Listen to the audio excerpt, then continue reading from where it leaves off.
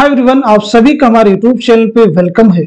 आज के सेशन में एक ऐसे टॉपिक पर, एक ऐसे मुद्दे पर डिस्कस करने वाले हैं, यानी CAA क्या है, जो कि केंद्र सरकार के द्वारा पारित किया गया है।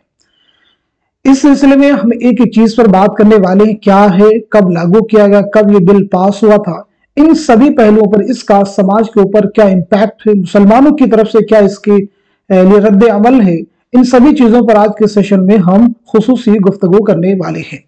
तो सबसे पहले हम बात कर लेते हैं कि लोकसभा चुनाव 2024 से पहले ही क्यों लागू हुआ CAA। यानी अभी आप देख रहे होंगे 2024 का चुनाव सर पे है और उससे जस्ट पहले ही CAA का कानून क्यों लागू हुआ है, इसका रीजन क्या है, पॉलिटिकल बेनिफिट, उसका फायदा लेने के लिए चलिए समझते हैं। साल 2019 के लोकसभा चुनाव में बीजेपी ने अपने घोषणा पत्र में CAA को लागू करने की बात कही थी। वही बीजेपी के बड़े नेता CAA की बात 2024 के लोकसभा चुनाव में उतर रहे हैं।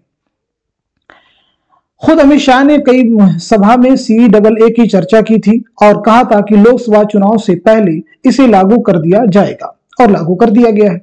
अब केंद्र सरकार ने नोटिफिकेशन जारी कर नियम को पूरे देश में लागू कर दिया है। तो ये बात हो गई कि CAA को 2024 के चुनाव से पहले लागू कर दिया गया है। यानी एक तरह से आप समझ सकते हैं कि जो भी हुकूमत होती है वो कहीं ना कहीं कुछ ऐसे मुद्दे लाती जस्ट इलेक्शन के पहले, ताकि उसको बेनिफिट मिले। अब एक्चुअल में है क्या, जरा इसे हम समझते हैं, इसका फुल फॉर्म क्या है और ये कब लागू किया गया था, इसका बेनिफिट जो है किन लोगों को मिलेगा। तो ब्रीफली हम समझते हैं CAA क्या है। CAA यानी कि नागरिकता संशोधन अधिनियम, इंग्लिश में कहते हैं सिटीजनशिप अमेंडमेंट एक्ट। इस कानून के तहत 3 पड़ोसी देश, कौन कौन से समझिएगा, बांग्लादेश, अफगानिस्तान, पाकिस्तान से आए शरणार्थियों को नागरिकता दी जाएगी। ठीक है, क्लियर है। इन 3 देशों से आए हुए जो पनाहगुजी हैं उनको नागरिकता दी जाएगी। और कब से, 31 दिसंबर 2014 से पहले से भारत में आने वाले 6 धार्मिक अल्पसंख्यकों को, माइनॉरिटीज को, यानी जो लोग 31 दिसंबर 2014 से पहले आए, उनमें कौन कौन से, चाहे वो हिंदू हो, बौद्ध हो, सिख हो, जैन हो, पारसी हो, ईसाई हो, को नागरिकता दी जाएगी। इन धार्मिक समूहों के लोगों को नागरिकता प्रदान की जाएगी। वहीं इसके लिए कोई दस्तावेज भी नहीं देने होंगे।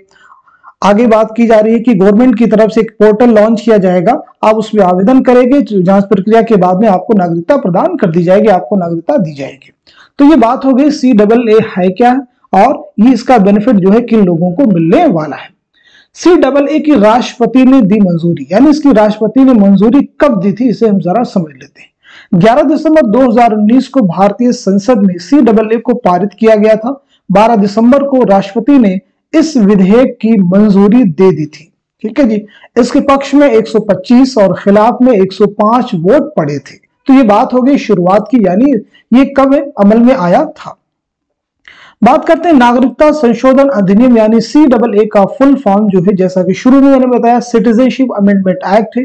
ये संसद में पास होने से पहले कैब यानी CAB यानी सिटीजनशिप अमेंडमेंट बिल था। राष्ट्रपति की मोहर लगने के बाद ये बिल नागरिक संशोधन कानून यानी CAA सिटीजनशिप अमेंडमेंट एक्ट यानी एक्ट बन गया, कानून बन गया। राष्ट्रपति की संसद में पारित हो गया, राष्ट्रपति की मोहर लगी, तो उसके बाद में क्या बन गया, कानून बन गया। शुरुआत में संसद में बिल पेश किया जाता है, जैसे कि दूसरे बिल पेश किए जाते हैं। अब मुसलमानों की तरफ से बिलखुसूस क्यों इसका विरोध किया गया था। 2019 में बहुत बड़े पैमाने पर देश में आंदोलन हुए थे, शाहीन बाग आंदोलन और जगह जगह आंदोलन हुए थे। बहुत सारे आंदोलन में बहुत सारे लोगों ने अपनी जानें भी गंवाई थी। उसका रीजन ये है, उनकी तरफ से बहुत सारे तर्क दिए जा रहे हैं कि इंपॉर्टेंट तर्क ये है कि मुसलमानों के साथ में एक तरह से भेदभाव किया जा रहा है। उनका कहना है कि पाकिस्तान, अफगानिस्तान, ठीक है, बांग्लादेश से जो भी शरणार्थी आ रहे हैं, वो इस आधार पर, इस बुनियाद पर उनको नागरिकता प्रदान की जाए जो कि पीड़ित हो, जो कि वहां से आना चाहते हो, पीड़ित हो, परेशान हाल हो, उनको भी नागरिकता दी जाए, जैसे इन 6 अल्पसंख्यकों को नागरिकता प्रदान की जा रही है। अब देख लीजिए, मुसलमान CAA का विरोध क्यों कर रहे हैं। इस कानून का विरोध सबसे ज्यादा मुसलमान कर रहे हैं। उनका मानना है कि इस कानून को लागू करने से उनके साथ भेदभाव होगा, किया जा रहा है। इसमें मुसलमानों को भी शामिल करना चाहिए, उनको रखना चाहिए। साथ ही मुसलमानों का यह भी तर्क है कि नागरिकता पाने के लिए शरणार्थी अपना धर्म भी बदल सकते हैं। क्लियर है? CAA पर सरकार का तर्क क्या है? CAA पर सरकार का यह मानना है कि CAA केवल मुस्लिम बाहुल देशों के अल्पसंख्यकों को नागरिकता प्रदान करता है। साथ ही सरकार का यह भी तर्क है कि इन देशों में मुस्लिम बहुसंख्यक हैं, यानी वहां पे मुसलमान जो अक्सरियत में है, फिर वो कैसे प्रताड़ित हो सकते हैं, कैसे सताए जा सकते हैं। इसलिए यहां पर प्रताड़ित होकर आने वाले अल्पसंख्यकों को ही नागरिकता दी जानी चाहिए। नागरिकता के लिए कैसे करें आवेदन, ये समझिएगा। नागरिकता पाने की पूरी प्रक्रिया ऑनलाइन ही रखी गई है, जिसे लेकर एक ऑनलाइन पोर्टल भी तैयार किया जा चुका है। नागरिकता पाने के लिए आवेदकों को अपना वह साल बताना होगा जब उन्होंने बिना किसी दस्तावेज के भारत में प्रवेश किया था। आवेदक से किसी तरह का कोई दस्तावेज नहीं मांगा जाएगा। नागरिकता से जुड़े कि जितने भी मामले लंबित उन सबको ऑनलाइन ट्रांसफर कर दिया जाएगा। पात्र विस्थापितों को सिर्फ ऑनलाइन पोर्टल पर जाकर अपना आवेदन करना होगा, जिसके बाद गृह मंत्रालय आवेदन की जांच करेगा और आवेदक को नागरिकता जारी कर दी जाएगी। तो यहाँ पे हमने ब्रीफली CAA क्या है उसके बारे में जानने और समझने की कोशिश की है। उम्मीद करता हूं कि ये सेशन आपके लिए हेल्पफुल होगा। तो आज के सेशन को यहीं तक रखते हैं, मिलते हैं अगली क्लास में, अगले सेशन में। तब तक के लिए खुदा हाफिज।